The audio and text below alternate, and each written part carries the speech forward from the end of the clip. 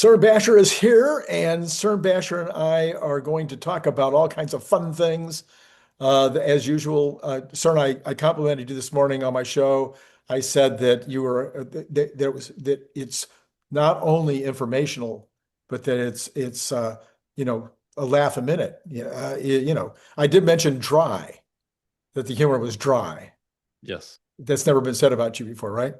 many times. Sarcastic, dry, humorless, I think, has come up. No, it's humor. It's just maybe to some people it appears or feels humorless. But one of the things that's not very funny right now is that the stock market is down, but the economy, I feel like it's firing on all cylinders. Inflation down, jobs fine. GDP now says we're moving along just great. I mean, the market should be going up, up, up, up, up. Economics is called the dismal science for a reason. Dismal science. When things are too good, that's a problem for the markets. The markets like it when things are bad. Things aren't bad enough for the markets to be happy. So that's Kevin Warsh's. It's hard for me to say Warsh. Warsh. Well, because when I was a kid, Warsh was how you said wash. In St. Louis, that's how you said it. So Hmm. yeah, I had to unlearn that now, so it's hard for me to say his name. Anyway, Kevin Warsh says, don't kill a good market with higher rates or tight money. It's okay. If it's a good Yep. market, it's a good market. Particularly since I think we're headed for a world of deflation, so they need to be, lift their heads above the horizon a little bit. Yeah. Take a look a couple of years out. Yep. Well, yeah, then I've promised humor. I've promised information. I've promised, It's going to be dryness. tough to live up to. So I guess I'll turn you loose. Well, speaking of turning loose, we have the Tesla Semi about to be turned loose this year, Yeah. and we have some new information about the Semi. Okay. But first of all, let me just cover the disclaimer. Okay. Okay. Oops, jumping ahead. So Jumping we in. have some pricing information, we think. The long range Semi priced at 290,000, which is up a mere 60% from its original price promised in 2017. And I know people are going to freak out about that, but you know what? That's where the world is today. Right. And the standard range at 325 miles is listed around 260,000. Okay. And according to this, Walter Bloomberg here says, despite the increase, Tesla undercuts the average Class 8 electric truck of 435,000 by about 145,000. Wow. Semi offers 500 miles of range, 1.2 megawatts peak charging, 1.7 kilowatt hours per mile efficiency, Hmm. and three 800 kilowatt motors. And I'm stealing a little bit of thunder here from our friend Brian Wang. Okay. This is a nice chart he put together, and I'm sorry if he wants to talk about this with you tomorrow, but we're going to talk about it now. Since he published it on X, it's Fair game. Fair game. Yeah. fair game for anybody to talk about. Sure. I'm sure Brian will do a better job of me explaining this, but you can see there's a nice summary here of the different types of trucks starting on the left, Tesla on the Hmm. top. Hmm. These are all electric here, and then we've got the payload there in the middle. The 500-mile Semi can carry 47,000 pounds, Hmm. range of 500 miles. Here's the price. He's got 280, which I guess now we think it's 290. And then you can see the efficiency per mile, which just trounces any other electric truck. Um, and then the charge time is like half an hour Right. versus these others, much longer is one at 90 minutes here. And then from a price perspective, you can see that none of these are even close. Right. I guess the 𝐒𝐚𝐲 at 250 would be, but then it's got a range of 250 to 400K. Hmm. And then you see the range on this is pretty pathetic. So it's funny because a lot of the criticism is, oh, 500 miles is not enough. Right. Right. Well, actually, it's pretty good. That's enough for a person. I think the average truck driver doesn't drive much more than 500 miles a day, if even that. Oh, not even that. Yeah. I Yeah. don't. In fact, maybe we get somebody to start doing that research again because the average truck driver nowhere close to that. And even the long haul guys, you have to have a 30-minute break in an 8-hour day. So if you have an 8-hour day and you divide that into 500 miles, what is it? 500 divided by 8, last time I checked is 60. So you over 60. So you're going to average over 60 miles an hour Pretty for tough. the entire shift? Yeah, I don't think so. Now you can go 11 hours of actual driving in the day, but that would mean you'd have time. You'd have to take your half-hour break. That's enough time to fully charge the vehicle again. that's right. So I don't see what the problem is. I don't either. Yeah. So this is coming, and I'll let Brian further explain this. I'm sure he'll dive into this in more detail, but I thought this was a nice summary. So thank you, Brian, for that. And then Sawyer Merritt posted here that Tesla has put their mega chargers on their public Find Us map. Hmm. And there are currently 2 operational mega chargers and 64 additional mega charger locations on the map across the US marked as coming soon. Right. I don't know how quickly they'll produce these, but here's the map that Sawyer had, and you can see the 2 are in red that they already have, one in Reno and then one in the San Francisco area. I'm not sure how close that is to Fremont. I think it's reasonably close, Probably. right? And then you can see a bunch more in California. We've got a couple near Vegas. We've got one out in Salt Lake City, one in Denver, Phoenix, and then we've got a few in Texas. Hmm. In the different areas of Texas. There's 4 in Houston, 4 in the Dallas area. And then we've got Chicago, we've got 4, Indiana, St. Louis. We've got a couple, 3 or 4 in Georgia. We've got a bunch in Florida. And then Sawyer's map didn't show the eastern side, so I expanded this. Okay. And you can see a couple, 3 out here in the New York, a couple in Pennsylvania, Hmm. one there, Allentown, and I forget what the other one was. So 64, and of course Seattle as well. It didn't show, I think, on Sawyer's map, in the Seattle area, Portland, and so on. So very soon, I think we're going to see some pretty nice corridors mapped out here. Yeah.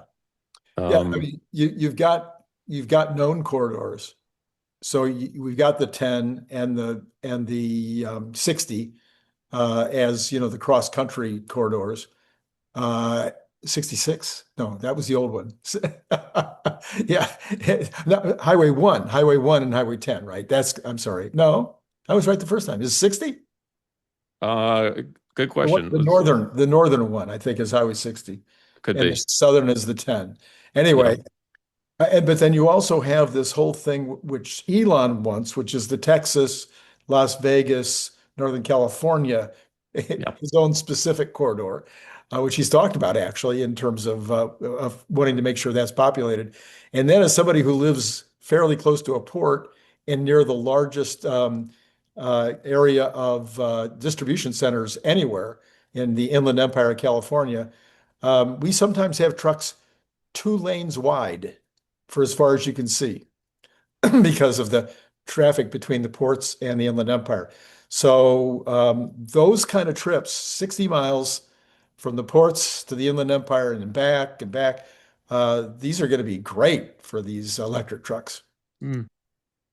Yeah, we're going to talk about the California situation here in a second. The one I thought was interesting that I found on this map is this one here. It's right here, and apparently it's in Hagerstown, Maryland. Okay. Okay, so it's pretty far from Baltimore, Yeah. seemingly kind of in the middle of nowhere. Now, of course, as we start building out, a corridor, you got to start somewhere. Yeah. So I would imagine that we'll start to see more along this line. But that one sort of sticks out right now for me as kind of in the middle of nowhere. Um, and then this was a reply to Sawyer's post. It looks like the port of Los Angeles, Long Beach mega chargers may be coming online soon. The guy says, I own a trucking company in the Los Angeles area, and I received a sales email today from a senior ownership loyalty advisor from Tesla Semi Fremont. So they're reaching out to their customers about, hey, we're building out this infrastructure. Well, there's that corridor I was talking about. There it is.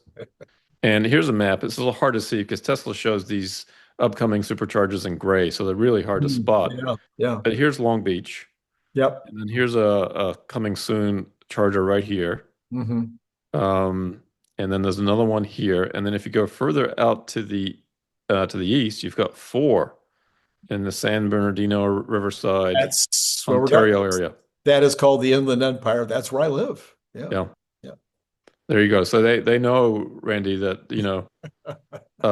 bicycle water bottle manufacturers are need a ton of shipping. Yeah.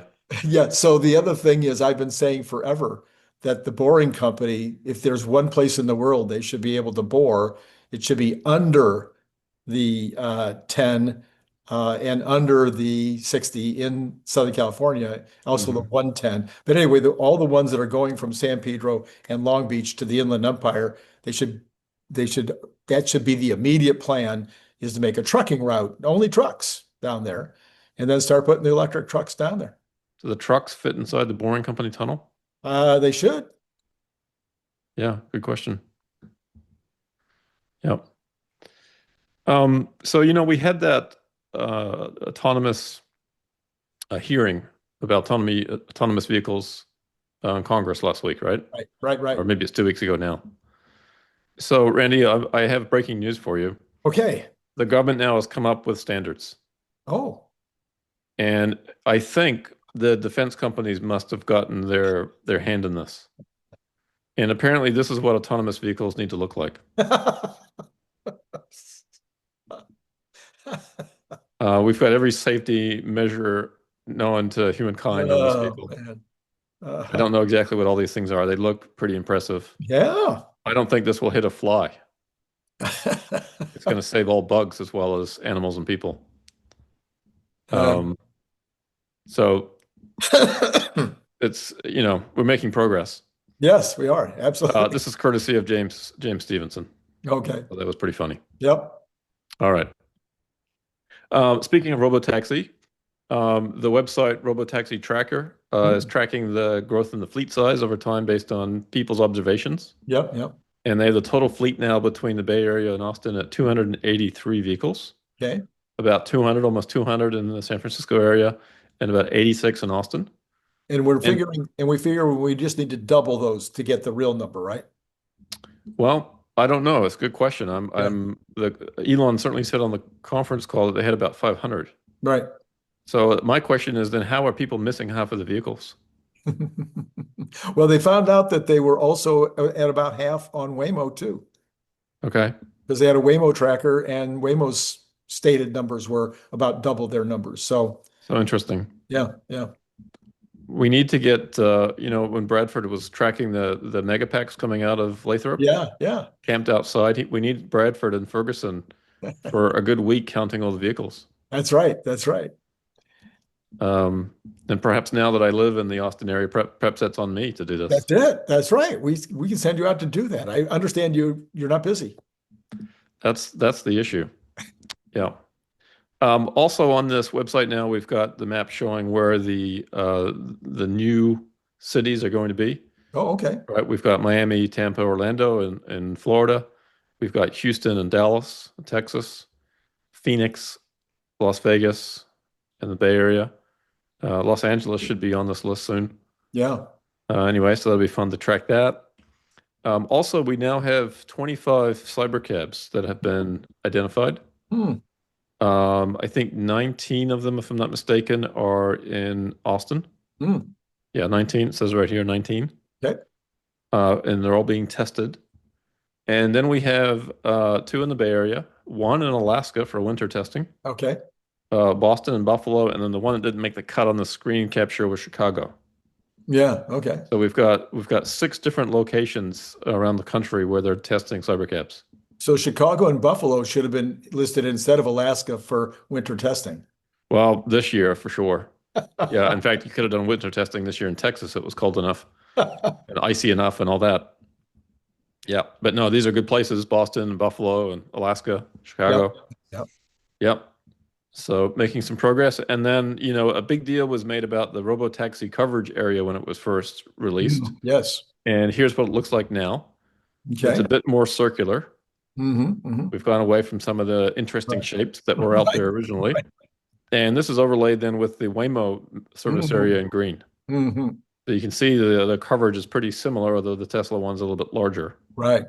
Although they don't actually will pick up, they won't actually pick up at the airport, even though that showing is covered here. Oh, yeah, yeah, yeah. So there probably should be like a little donut hole for the airport. Right.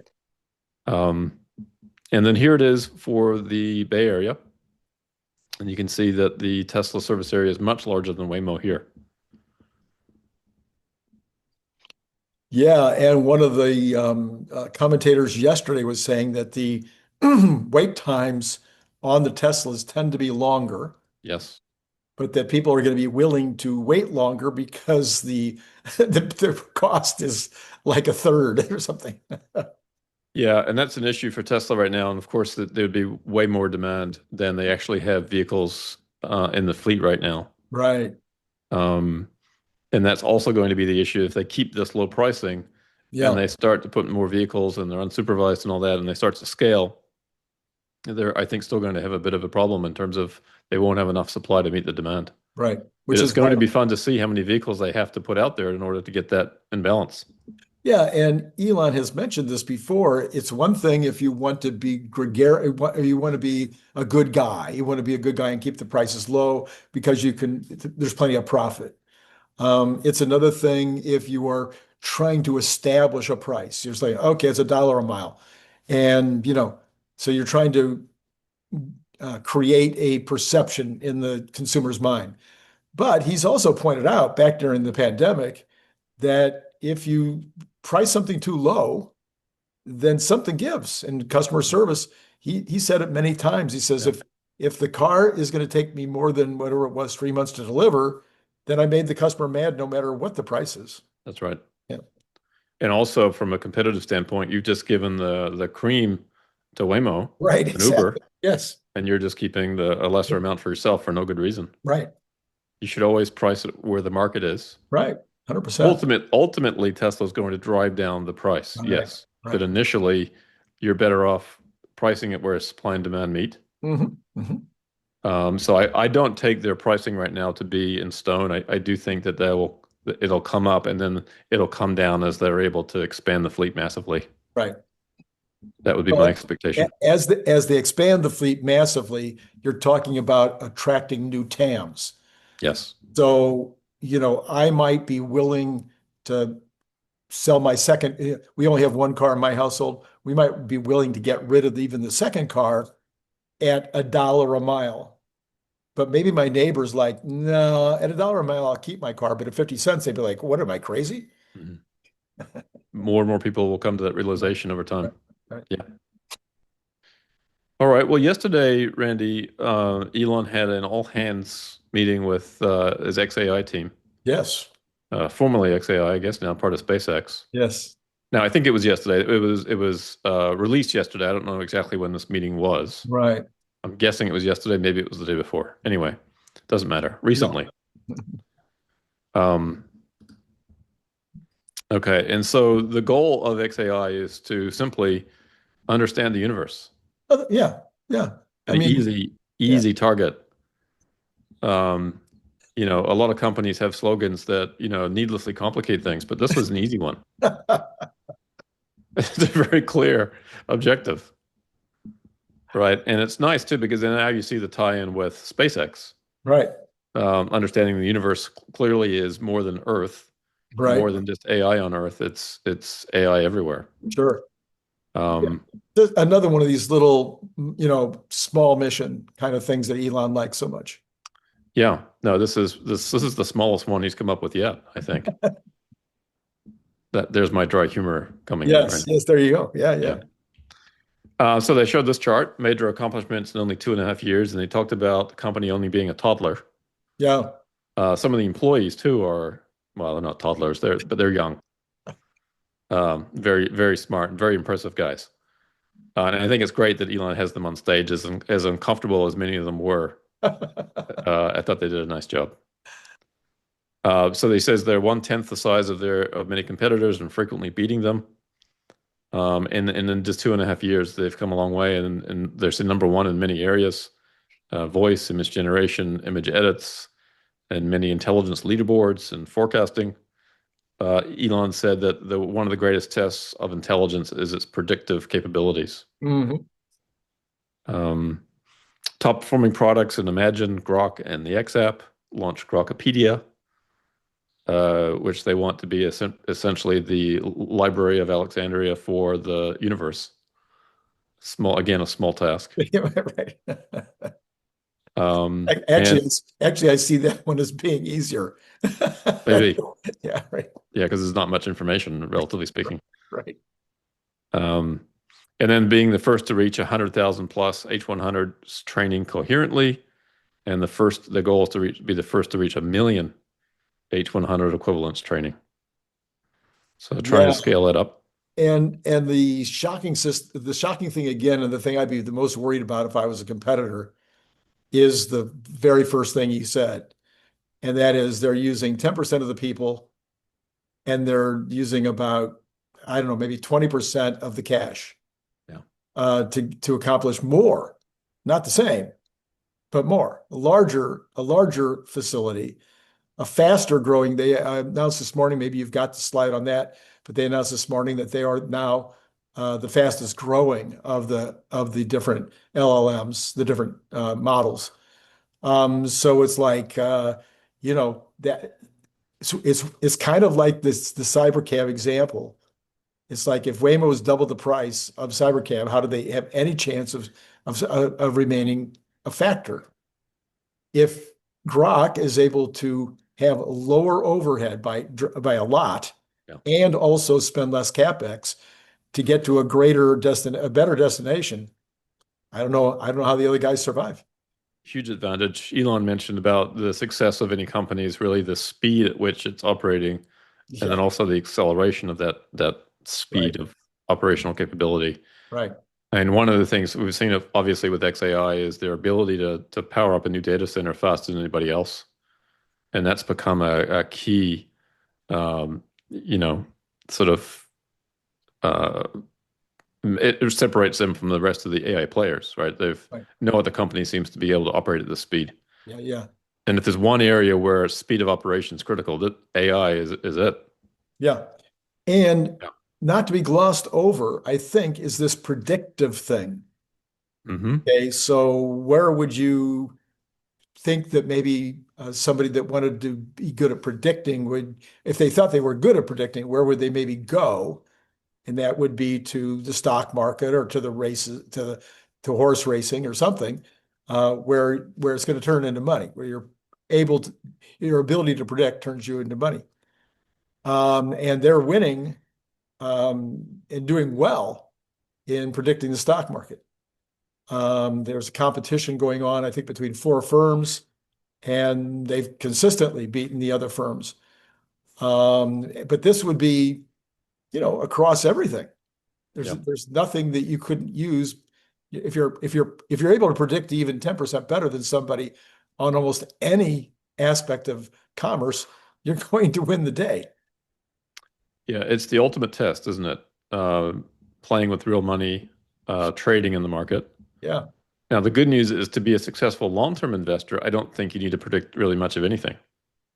You just let things play out. You position yourself, let things play out. But if you're trading and making trades every day or every week, then being able to predict, I think, becomes much more important. So that's the distinction I would draw there for individual investors. Yeah, and you might also cut the middle ground too. Like most, I would say, Wall Streeters are looking a year out, 18 months at the most. Yeah. And so a year or 18 months of being able to predict where the economy is going, being able to predict where sectors of the economy are going, when the stock market might do. What does Tom Lee do? He comes on and he says, here, historically, this is what's happened. Based on that the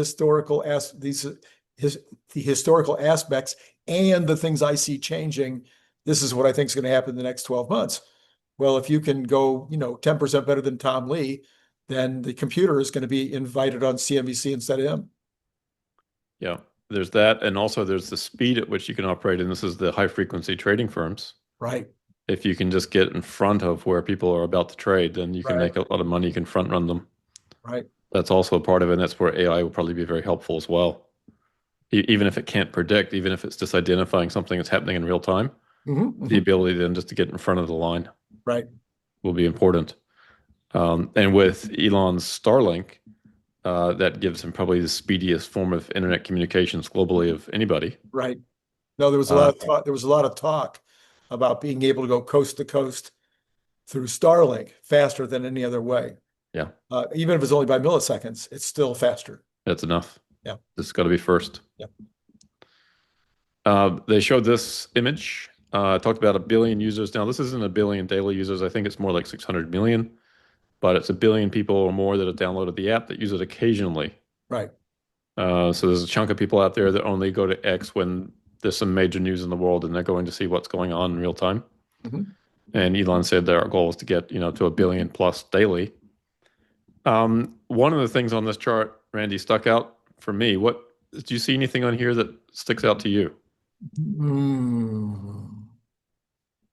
Well, I have to admit that these glasses are not going to let me see this unless I look up much closer. Okay, so we have Grok News. Okay. We have Grok Chat. We have Grok Voice. Uh-huh. We have Grok Recommendations and Ads, X Chat, Grok Search, Grok Imagine, Grokopedia, X Money, and then lastly the X App. Huh. Well, how about X Money? Oh, X Money. I'm glad you picked that. Thank you for selecting X Money. Well, X Money has been the one I've been waiting for. That's the one I feel like is going to really put some money in their pockets. Right. So we learned a few things yesterday, and I did a post about it yesterday on X talking about X Money. Yeah. That's the only place I think you should post about X Money is on X. So what we're looking at here is what they're trying to do is create a tool, a banking tool that could replace traditional banking apps for your day-to-day needs. Okay, so allowing you to send money as easily as you send a direct message. And the idea is instant peer-to-peer payments, and they're using the Visa Direct system for this. Mm-hmm. And so these transfers happen in basically real time, rather than taking days to clear like a traditional bank transfer might take. Mm-hmm. Okay, there'd be X Money card. So there's plans for a physical and a virtual debit card that gives you 1% cash back on purchases. Okay. Okay, so we've seen that elsewhere. Mm-hmm. The ability to pay your bills directly through the app. Mm-hmm. And he's also hinted at features like high-yield savings accounts, loans, and investment tools eventually. Okay, the idea for creator monetization, you can receive tips and subscription payments directly to your X Money wallet. Mm-hmm. So you want to send it to an outside bank. Okay. X Chat integration, it'll work seamlessly with their encrypted messaging system.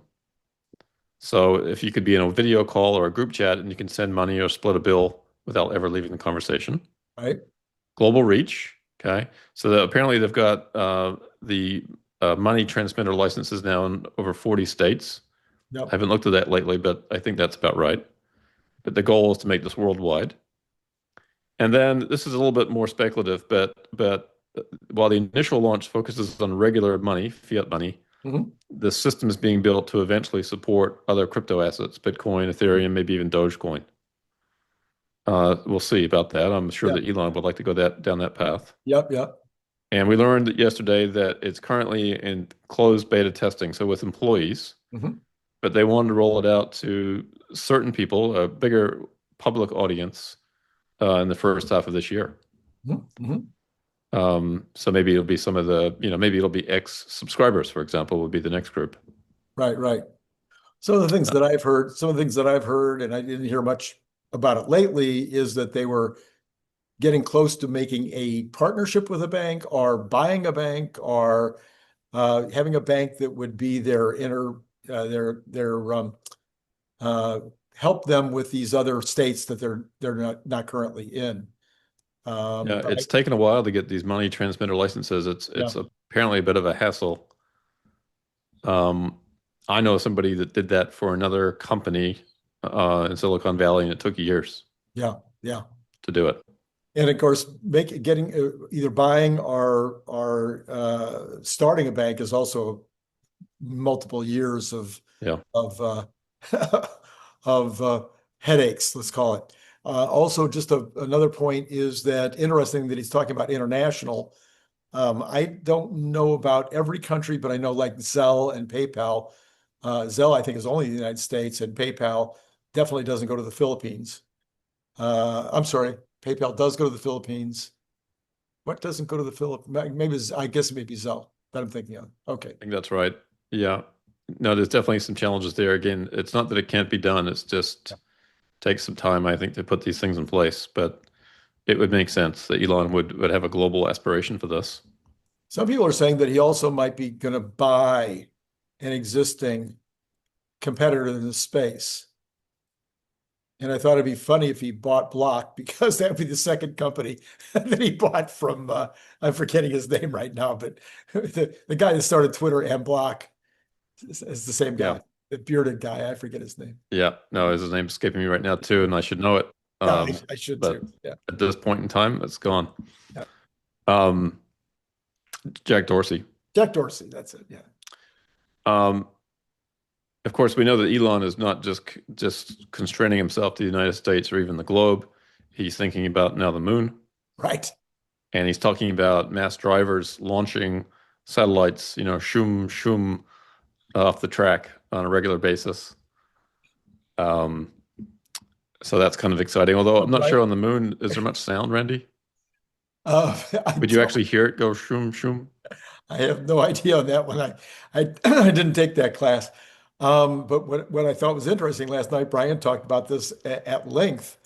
And the length is what's funny is, do you know how long this thing has to be for kind of a standard launch, not going at like multiple G's. Any clue as to how long that concrete thing would have to be? Let me guess, a mile. 5 miles long. Wow. And according to Brian, if you do a really one that's a lot faster and has a lot more G forces and whatnot, you can maybe get it down to 3 miles. That'd be the shortest. Wow, that's nothing. I'm picturing this thing as a couple hundred yards. No, 5 miles long. Yeah, well, that's fun. Yeah. Yana, the EV Wire put a little summary together here of this is the full context of Elon on why the moon first. Yeah. And this is a little hard to read. Hopefully, this is a little bit better. It's still pretty small. Yeah. But Elon shared a number of posts in recent days about why shifting from Mars to the moon makes sense. Right. And he's saying we can essentially achieve a self-growing city on the moon in less than 10 years, whereas Mars would take 20 plus years. And he says the mission of SpaceX remains the same to extend consciousness and life as we know it into the stars. It's only possible to travel to Mars when the planets align every 26 months and with a 6-month trip time. Whereas we can launch to the moon every 10 days with a 2-day trip time. Yep. Means we can iterate much faster to complete a moon city than a Mars city. And he says, that said, SpaceX will also strive to build a Mars city and begin doing so in about 5 to 7 years. But the overriding priority is securing the future of civilization, and the moon is faster. So the moon is a stepping stone, Randy. Yeah, a stepping stone. And there's again, it can almost be like a testing ground, if you will. So you try it in a closer location, and then you get some learnings. But the distance, I think, is a really important part of what he's talking about. If I'm going to take an extraterrestrial trip, and it's a 2-day trip, I think I might have more interest than if I'm going to be, 6 months in flight to get there and 6 months to get home. That's quite an adventure. Yeah. And he talks about here, he says the moon would establish a foothold beyond Earth quickly to protect life against the risk of a natural or man-made disaster on Earth. Right. And he also adds we would continue to launch directly from Earth to Mars where possible, rather than moon to Mars, as fuel is relatively scarce on the moon. Right. And on the second page there, a little bit shorter comments, he says Mars will start in 5 to 6 years, also be done in parallel with the moon, but the moon will be the initial focus. And he talks about Mars flights in maybe 2031. He says we hope to make the moon accessible to anyone who wants to go there. There's enough carbon and hydrogen on the moon to build a self-growing civilization. And then again, SpaceX will build a system that allows anyone to travel to the moon. This will be so insanely cool. And then at the end, Mars 2. Yeah. Okay. Yep. So using the moon as a stepping stone. Now, there's already people lobbying against Elon setting up, on the moon and destroying the view of the moon from Yeah. Earth. Yeah. Right. I assume they're talking through a telescope. I suppose. Yeah. Um, okay. And then we've got an image here of their Memphis compute. One building there with macro hard on the roof, and the next one's going to be macro harder. And what I love to see here is all the Tesla megapacks stacked up, and it looks like there's room for more. Yeah. Yeah. 558 megapacks. And he kind of made a compelling case for why they should be using these megapacks. So a little sales job going on there, because I think some of these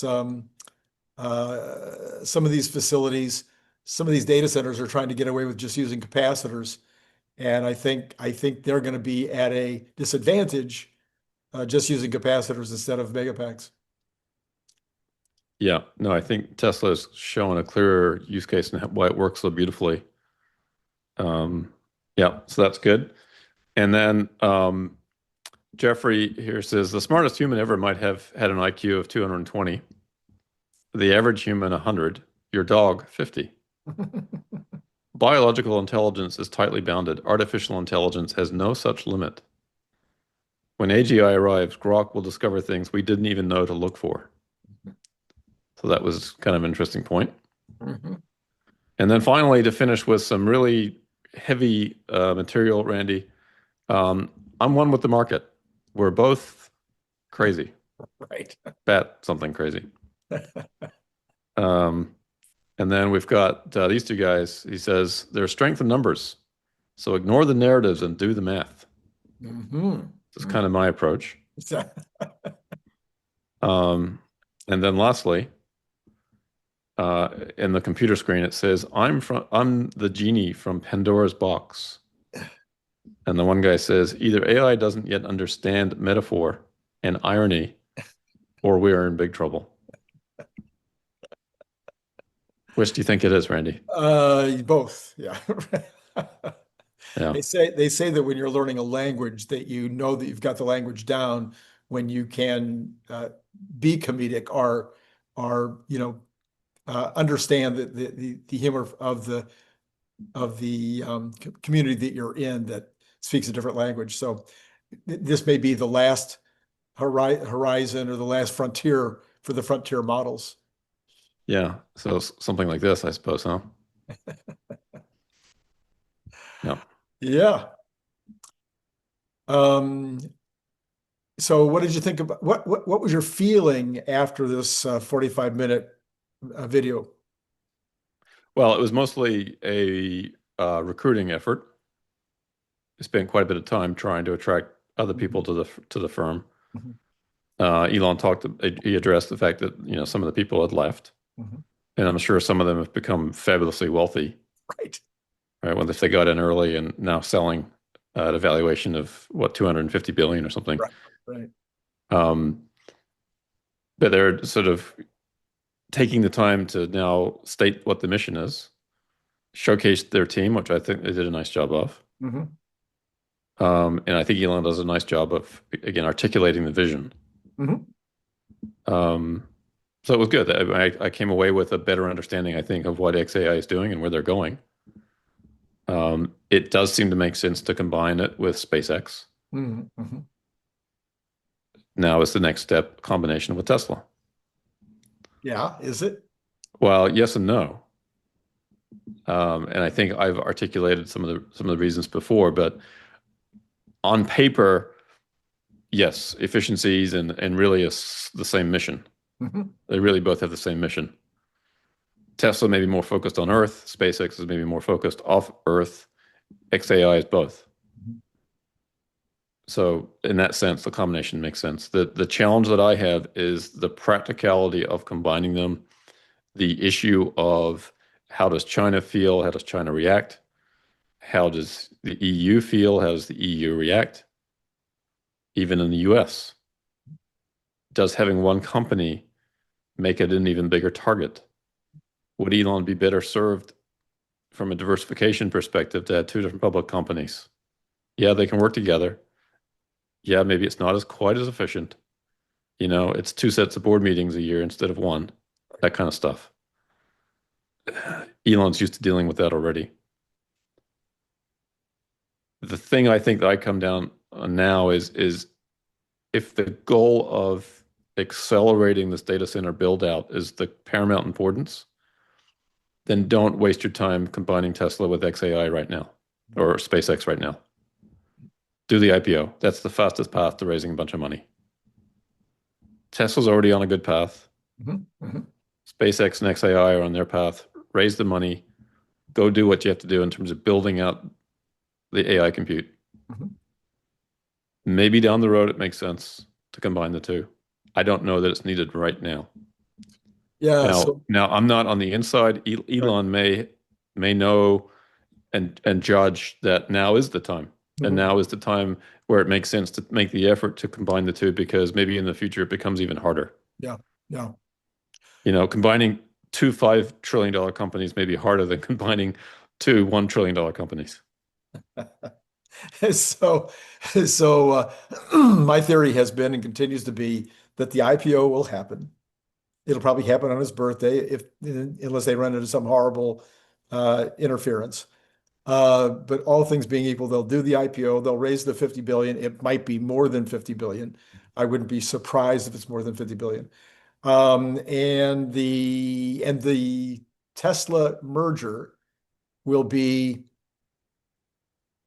12 to 18 months later, just because of regulatory and Europe and China, all that kind of stuff is going to have to be worked out. I can see the problem of one company seeming like a bigger deal than two companies.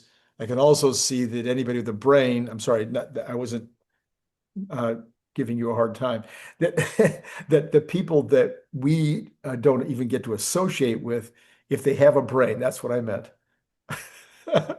would say it's Elon's companies. And we're still dealing with one guy who can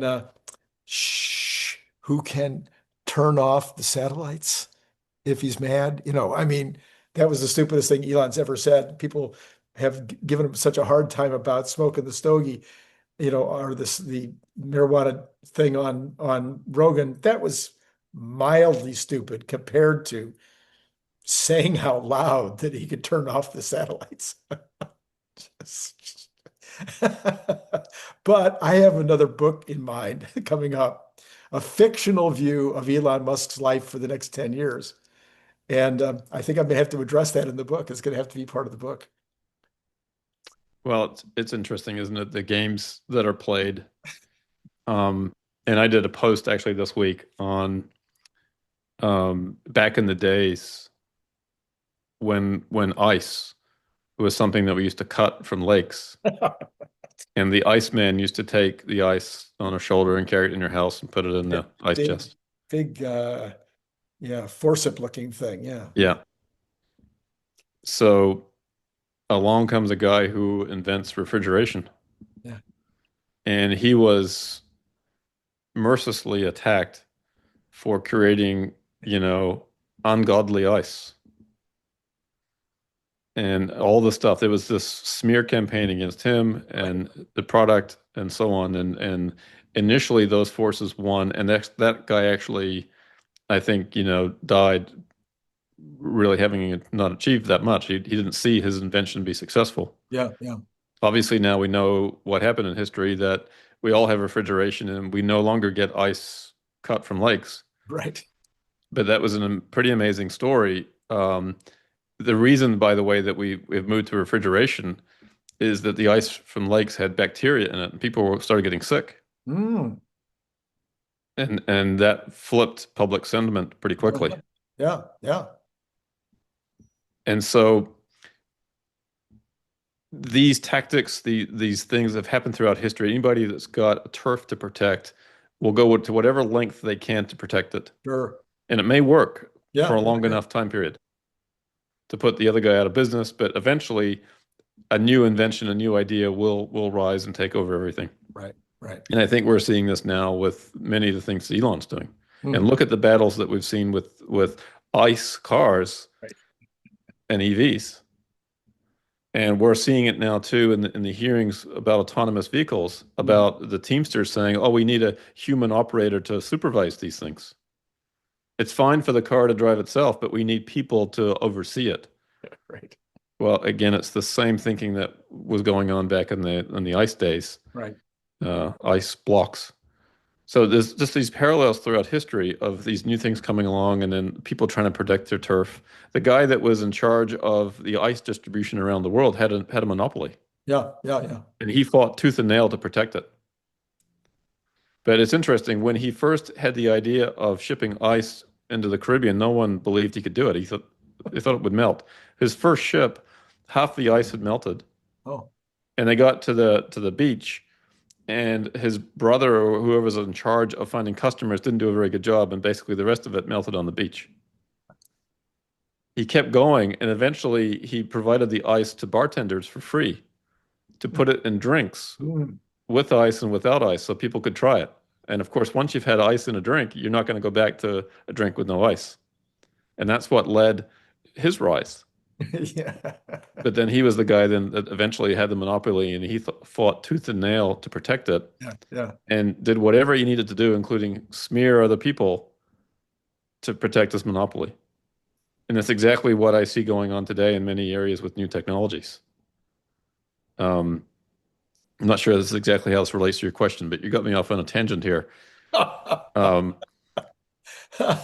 you know, but we're definitely seeing that with many things that Elon is doing, Yeah. Yeah. right? Yeah. But But you did remind me of why we should have known, 30, 40 years ago at least, that Europe would always be behind the United States why is that? because they don't put ice in their drinks. And by the way, for those who don't know it, they also don't use garbage disposals. Yeah, I mean, come on. there you go. Yeah, two good reasons to know that they were definitely going to be, behind forever. Yeah. Well, I mean, this guy, he was known as the Ice King. He eventually shipped ice to India. He shipped ice to Australia. He shipped ice to any warm place in the world, and pretty much had a monopoly on it. That's crazy. That's crazy. Yeah. How did he keep it cold till it got there? I mean, I seen the burlap sacks over it, but it doesn't seem like that would be enough. They learned some techniques over time. Yeah. Eventually, one of the things was not having ice sitting in water. You Yeah. elevate it so any melt Okay. flows out underneath, covering it certainly, and then having a venting system where the cold air can sink down and the hot air can rise up rather than trapping the hot air in. All these different things. And then, of course, once we had refrigeration Yeah. and we had man-made ice, Yeah. one of the great developments, and this is a parallel, I think, between autonomous vehicles and how it's going to change the landscape. It's not just about taking cars from human-driven to autonomous and that's it. Hmm. So the example with ice was once we had refrigeration, we were able to move the slaughterhouses Hmm. outside of the cities Hmm. and put them, in this case, put them in the Midwest, put them in Chicago. Chicago grew as a city because of that. And Hmm. then they shipped the processed meat back to New York, Hmm. Hmm. where the demand for that meat went up fourfold in a pretty quick period of time. Wow. And now, of course, the smell of New York was improved, right? You didn't have the slaughterhouse Yeah. around the Yeah. corner. Yeah. Yeah. Yeah. So Yeah. all these things really changed the face of cities across the country, Mhm. Mhm. and it allowed the farmers in the West to prosper because Mhm. demand for their product went up. It allowed Chicago to really prosper, and then further New York. So we created a whole new system of refrigerated rail cars Yeah. and everything else that came because of that. And of course, refrigerators in people's homes, Yeah. Yeah. the rise of General Electric, Yeah. Yeah. right? So we're going to see the same kinds of transformations come because of autonomous vehicles. And right now, it may be hard to predict exactly what that is, but because it's a new platform, it's going to allow all kinds of other new things to really develop and flourish. Well, maybe, sir, maybe you can help me with my the latest project I came up with last night, which won't be that. that great, but I think it's going to be fun. Uh, how the world, maybe the fastest technological change period in history, not wasn't when the phone and electricity and the car and et cetera happened. It was 1955 to 1965. Passenger jets, Yeah. space travel, microwave ovens, air conditioning in the home, air conditioning in the car. It's just color television. It's really amazing what happened between 55 and 65. So I'm starting my list. Oh, ballpoint pens. So that was probably enabled because of a convergence of different technologies, right? Probably, or maybe it was just the effort was switched from the World War II to consumables, and Yeah. you had such a massive capability out there in terms of inventiveness and production that I don't know. That's yeah, Well, it would be a combination of factors. You've got the industrial capacity now that needs to be right. turned on for something else. Mhm. Of course, you had the baby boom. Right, The demand for all this stuff right, was like it never was before, right. right? So you had a demographic push. You had the fact that we had invested in manufacturing base Mhm. were probably two important precursors. Um, and then maybe this new thing that, we've won the war. Now we can set our sights on some new, more exciting things. Yeah, it's interesting, isn't it, how these things kind of come together. Yeah, yeah. Um, One of the things too that with the Ice King story is that refrigeration was all about controlling, you know, microscopic molecules and figuring out how to make man-made ice. Right, They didn't know how to do that before. right, And it took some time to invent that right. and reiterate. Um, and we're essentially doing that now Hmm.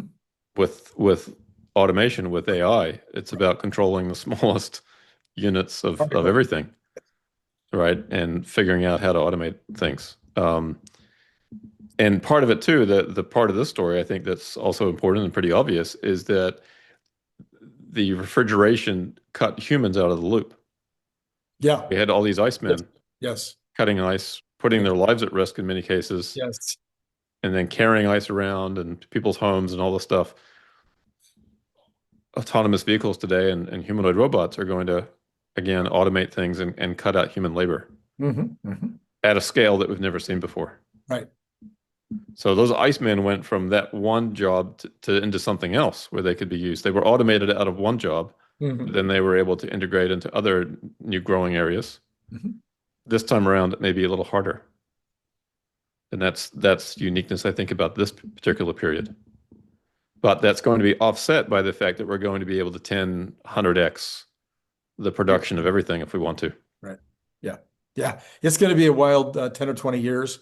Um, the closer we get to actually doing these things and seeing the progress, the more I think it's probably going to be more like the 10 to 20, as opposed to some people thinking it's going to be 3 to 10.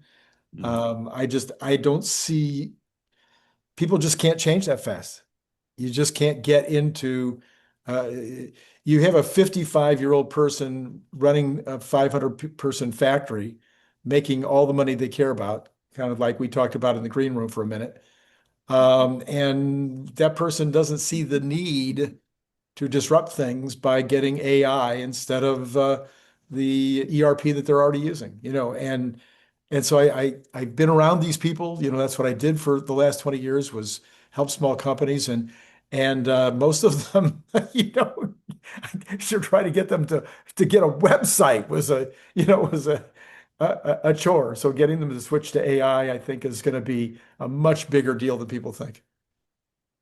Yeah, the interesting thing about that is, and we've seen Elon talk about this lately, about this idea of a digital optimist. Yeah. And we're seeing other players now focus on this, Yeah. where you create an AI system that basically can do everything that a human does at a computer. Right. And if you can emulate that, Hmm. Hmm. then anybody that has a job that doesn't actually make anything is potentially replaced, Right. and probably very quickly, Hmm. by an AI system, Hmm. Hmm. or at least massively augmented where you don't need as many people. Right. Yeah. There's That could happen very quickly. Yeah, so I see that because, like, for instance, I think that one of the most important inventions of the last 100 years was email. Okay, and that eliminated secretaries, stenographers, and it eliminated them pretty fast. Yes. Okay, so I can see what you're talking about, where you might eliminate a lot of typing or a lot of manipulation of computers into various different things. But and that'll take a fairly large number of people out of the marketplace. But there's those kind of things we've seen that before. But what's being proposed is where we have basically lights out factories. Well, there's a couple of those in the world right now, but I think it'll be 20 years before it's pervasive. Yeah. I'm drawing a distinction between labor, Yeah, physical labor of and clerical. moving atoms versus doing any work on a computer. The amazing thing about a digital optimist is that we don't really need to build anything special for it to work. It's going to access the same websites and Right. same systems that we access ourselves now. Yes. It'll log on to everything with our passwords. So Mhm. those systems won't even know that they're being accessed by a digital optimist. Right. As far as they know, it's us. And they may send a code to your Yeah. phone. Yeah. Yeah. The optimist can get that and just use the code and go in. Right. So that is a productivity booster on, Yeah.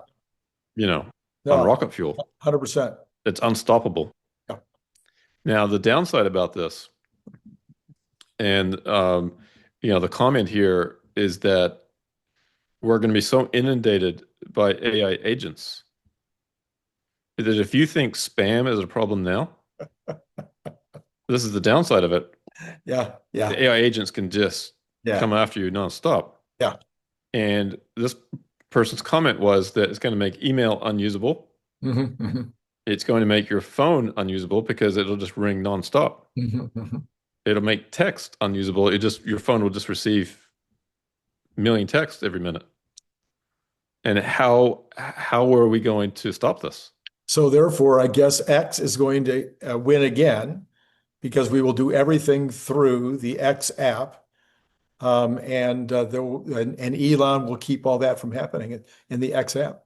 Well, maybe, but how are they going to know whether it's a person or an agent? Oh, using the X app. Yeah. Yeah, that's a good question. Yeah. Now, I suppose you can say, well, if the agent's too fast and that's not human-like, and I suppose they can throttle it back on that, right? The humans are pretty slow. That humans can only do so many messages a minute. I suppose there's some things like that they could do, but this is the downside, I think, to Yeah, AI yeah, agents yeah, is that having an AI agent for myself, that sounds great and appealing, but do I really want to deal with a million other AI agents contacting me at the same time? And I suppose if my agent can handle it, then so be it. I yeah, don't yeah, have to worry about it. But yeah. that means that we'll never use a phone again because it'll just be unusable in that sense. It'll just be Or or constantly going. or will we go? Will after having the luxury of having portable phone numbers and a portable email that we could have for life?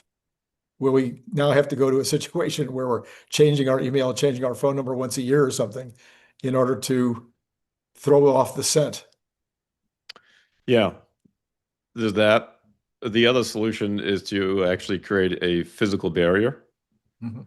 So, for example, let's say, let's use the example of the real world. So we get flyers and things in the mail, right, that the post office actually delivers to us, the bulk mail, Mhm. the Mhm. junk mail. We call it junk mail. And this is where junk email came from. Right, The post office, though, allows it. They actually charge less for bulk mail. right, right. But I don't know about you, but my junk mail in my mailbox is pretty manageable. I might get 3 or 4 pieces a day, sometimes none, sometimes 5 or 6. Right. And it goes straight in the garbage, Mhm. fine. But it's not like I'm getting boxes full every day, Right. right? So, and same thing right now, I think for the most part with spam email, Mhm. the email providers have gotten reasonably good at filtering stuff out, but stuff comes through and you mark it as spam and hopefully that goes away. So imagine for a second if in the physical world that it was free to send bulk mail. Mhm. How much paper do you think you might get every day? Right, right. Well, it still costs those companies money to produce it and print the paper and all that. So there's For sure. costs. Yeah. but it would probably be a lot more if they didn't Right. have to pay Right. for sending it, Right. 100%. right? So now we go to the virtual world, and to send an email, to send an incremental email, basically is nothing. Right. So that's why it's so easy to send so much. Sure. And in a world of AI agents, that you could imagine that could only accelerate Right. because everyone could be customized for that particular person. Mm-hmm. Now, no longer just not a bulk thing that says the same thing to everybody, but that spam email that's coming to you is highly customized because that AI has done research on you Right. and it knows everything about you that's public, which these days is pretty much everything. Okay, so how do you constrain that? Well, you do the same thing that you do in the physical world. You charge for it. You make it not free. Mm-hmm. Mm-hmm. That's the solution. Right. You make it costly. Yes. And I think we're also used to for the internet and cyberspace being virtually free. If I send you an email, it doesn't cost me anything. Right. Right. I think that's going to have to change. So I charge you a dime. I charge everybody a dime to send me an email. Doesn't matter Yeah. who it is. Yeah. And this was, of course, digital currencies would be really good at this, probably maybe better than fiat. But I charge everybody a dime to contact me. Yes. So now if I'm a blaster, an email blaster, I got to think about, well, is this worth a dime? It's going to cost you millions and millions of dollars to So send. it doesn't matter. I don't care how many millions. What I care about is what's my return on investment on spending the dime. Yes. First dime, doesn't matter how many more dimes. Yeah.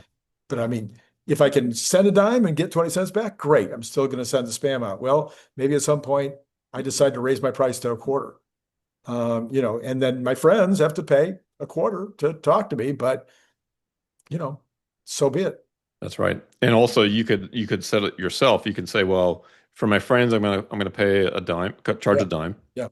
For If it's this email, for marketers, or if you want to market to me, it's going to cost you $1 an email. Right. Right.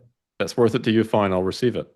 Mm-hmm. And then if it's something nefarious, if you or the system can identify that and you mark that person as, undesirable, Right. you jack it up to, $1 million per message. Right. And you just make it so that they just can't operate. Sure. Yeah. Now, of course, there's things they will do to try to mask that and all that, and that'll be the game of cat and mouse. But at the very least, just having a cost period Mm-hmm. will help a lot, I think, in reducing that. And of course, you need some kind of digital asset for this to work because you can't run this on the existing bank rails or Visa, MasterCard. Yeah. The processing ability for those networks are not there. Right. So maybe that's where X money comes in with X. We'll see if that can be integrated in some way. Sure. Yeah. But that's the world I think that we could be heading to that's a little bit worrisome, but I do think there's a solution for it. All right. Well, if any of you are still watching, and if you are, I guess you just heard what I said, and there's a joke in there somewhere. I'm not sure I'm not sure I attacked it right. You could do $2.99 worth of favor to me if you would sign up to get the early, I'm talking this weekend, pre-publication of the new book, The Elon Musk Magic. Just go down below and say, I'm in, Randy, and you'll get it this weekend. And the rest of the world will have access to it on February 28th. So that's at randykirk77@gmail. The information is down below. So now it's starting to feel like that previous conversation was a setup for this pitch, but you expertly took that conversation and turned it into that. Somehow. Well done. Yeah. Cern, as always, thank you for coming on. People should follow him. They should hire him to do what he does. He does brilliant advice type of things. And those have to do with money and money management. And he and I are also working hard to come up with more really, really informative financial concept video shows. And let us know if there's something you need to know about finance, about how to manage your retirement, how to you're in retirement and you're not quite sure how to handle the millions and millions of dollars that you now have. Send us a note. Let us know what the questions are you have, and maybe that'll turn into a show. Could be. All right. Yeah. All right, sir. Thanks again. And to all of you out there, it's been great talking to you. Thanks, Randy.